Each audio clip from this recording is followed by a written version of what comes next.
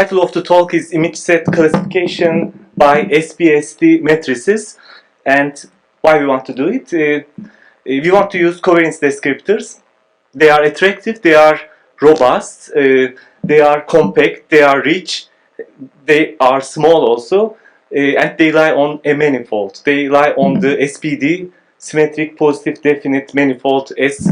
However, if you want to use covariance descriptor itself to represent an image set, then we have a problem. They are rank deficient. Why we want to do image set classification? For instance, you have videos and of people, and you want, for instance, a video might have 6 frames, and each image might be, after downscaling, downsizing, could be 2000 pixels. We have 6 images, and let's say I vectorize them, or I compute, for instance, using CNN, some 4096 dimensional feature for each frame. So I have 4096 dimensional vectors, and I have 6 of them. And when I compute the covariance, it would be, let's say this is Z, and when I put these kind of images in a column format, Z by Z transpose would be 4096 matrix, which only has rank of 6. So this is significantly rank deficient. Whatever we do with covariance matrices, for instance, affine invariant, Riemannian metric, and other things are not gonna work, but we want them to work.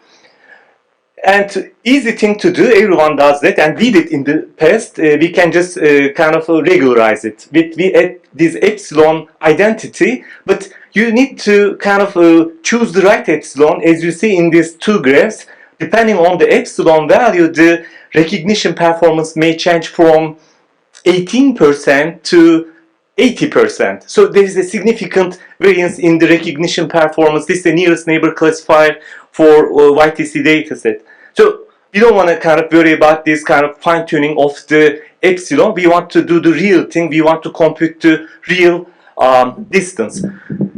No one in the past kind of proposed what we did here. We are proposing a new distance metric. We are stealing from another paper. This is not our kind of contribution, but we are stealing that idea and we are defining kernels on top of it.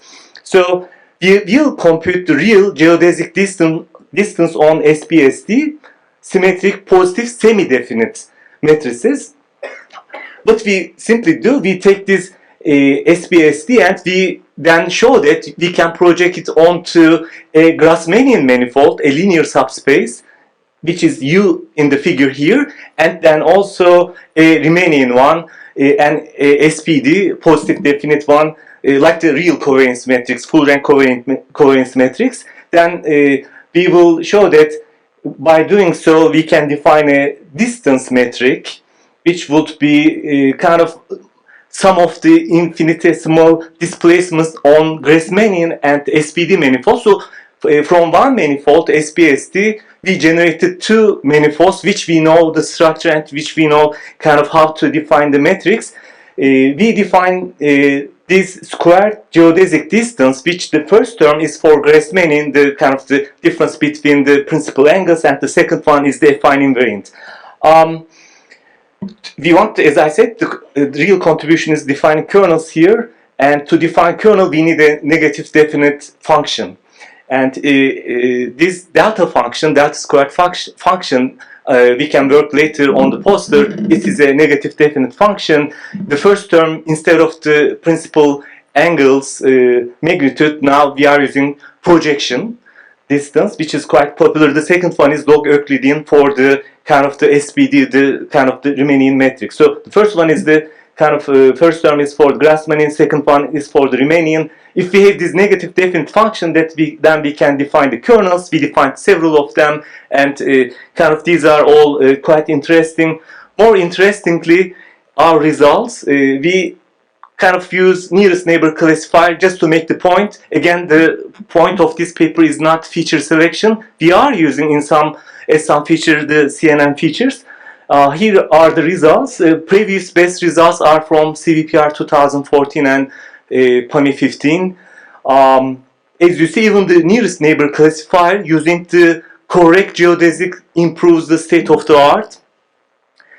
And the kernel discriminant analysis classifier that we chose, we could have chosen SVM also, kind of with different kernels, actually significantly improves on top of the state of the art. That's all I wanted to say. Thank you.